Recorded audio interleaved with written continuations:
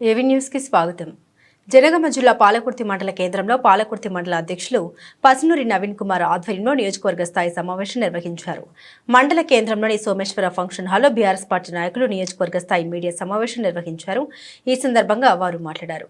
కాంగ్రెస్ నాయకులు నిన్న క్యాంపు కార్యాలయంలో పత్రికా సమావేశంలో పాలకుర్తి ప్రధాత మాజీ మంత్రి ఎర్రబెల్లి దయాకర్ రావును విమర్శించడం వారి దిగజారుతనానికి నిదర్శనమన్నారు. ఎన్నికల్లో గెలిచిన మీరు అభివృద్ధిపై దృష్టి పెట్టకుండా మీలో మీకు సమన్వయం లేకుండా ప్రతిపక్షాన్ని విమర్శించడం ఏంటని ప్రశ్నించారు.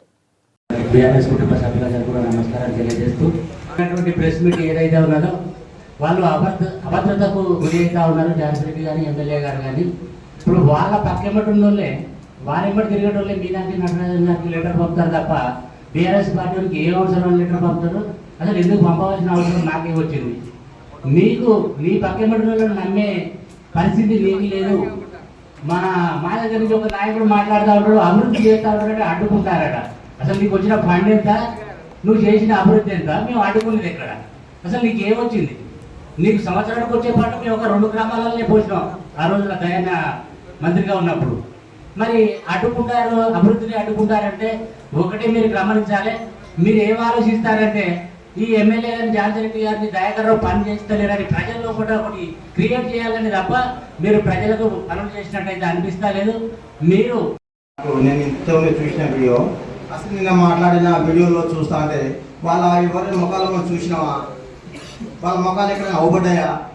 నేను ఇప్పుడు చూసే ఎవరెవరు నేనే గుర్తుపట్టలేకపోతున్నాను. 8 సంవత్సరాలు 8 సార్లు మండల పార్టీ ప్రెసిడెంట్ పని చేసిన వాళ్ళ ముఖాలు ఇక్కడ అసలు వాళ్ళకి ఎక్కడ ఉన్నారు ఇన్ని రోజులు? ఇప్పుడు మాట్లాడే ఎక్కడో మూలకు లీడర్ వచ్చి కూడా అయ్యాల దయానం గురించి మాట్లాడడం ఇది నాకైతే మంచిగా అనిపించట్లేదు. అసలు వాళ్ళ సాయైనా అసలు వాళ్ళు మాట్లాడే పద్ధతి ఉందా? వాళ్ళు మేము గెలుస్తాం అంటున్నారు, ఇప్పుడు గెలుస్తామన్నారు. అయ్యా కాంగ్రెస్ లీడర్ ఆ గల్లీలో ఉన్న లీడర్లందరికీ నేను ప్రత్యేక కోరుకుంటున్నా, మీరు ఇవాళ జడ్పీటీసీ ఇవాళ స్థానిక సంస్థలలో మేము గెలుస్తాం డిపాజిట్ రానంటున్నారు కొంతమంది. అసలు మీ ముఖానికి వార్డ్ మెంబర్ అని గెలిచిండ్రా? కనీసానికి వార్డ్ మెంబర్ పోటీ చేసిండ్రా? అది కూడా కాలే. మీరు మాట్లాడేటప్పుడు కొద్దిగా జాగ్రత్తగా మాట్లాడితే బాగుండు. కానీ మీరు అనవసరంగా అసలు మీకు ఇవన్నీ నిన్న మాట్లాడేటప్పుడు నిన్న చూసిన లీడర్లో ఒక్క లీడరు అసలు వీళ్ళు ఏ పార్టీలో ఒకసారి నాకు కూడా తెలియదు. వాళ్ళు ఏ పార్టీ నుంచి పోయారో ఏది పడుతుంది మాట్లాడితే చేస్తుంది అనుకుంటున్నాం. మేము అధికారంలో ఉన్నప్పుడు చేయదలుచుకుని చేస్తే ఎవరు కూడా కాంగ్రెస్ పార్టీ వాళ్ళు ఎక్కడ కూడా మిగిలపు. మేము మా గౌరవంగా దయాకర్ రావు గారి యొక్క ఆలోచనలో ఉన్న నాయకులు తప్ప అభివృద్ధి మీద పేద ప్రజలకు ఏం కావాలని ఆలోచన చేస్తున్నాం తప్ప మేము వేరే ఆలోచన పొందడం. అనవసరంగా మమ్మల్ని ఇబ్బందులకు గురి చేసి ఏదో లబ్ధి పొందాలంటే ప్రజలందరూ కూడా ఎదురు చూస్తా ఉన్నారు. దానికి సరైన సమయంలో ప్రజలు స్థానిక సంస్థల ఎలక్షన్ లో మీకు అన్ని చెప్పదెబ్బ పెట్టడానికి సిద్ధంగా ఉన్నారు. అది గుర్తు చేసుకుంటే బాగుంటుందని ఈ సందర్భంగా తెలియజేసుకుంటూ మీ అవకాశం ఇచ్చి కొన్ని చెప్పేది ఉన్నాయి. చాలా సమయం సందర్భం అయిపోయింది కాబట్టి అవసరం దయాకర్ రావు గారి మీద మీరు అవాకులు చెరాకులు పేల్తే మీ ఒక దయాకర్ రావు గారు ఓడిపోయిన ప్రతిపక్ష నాయకుడు ఎందుకు తిరుగుతాడు కబర్దారు అంటున్నాడు.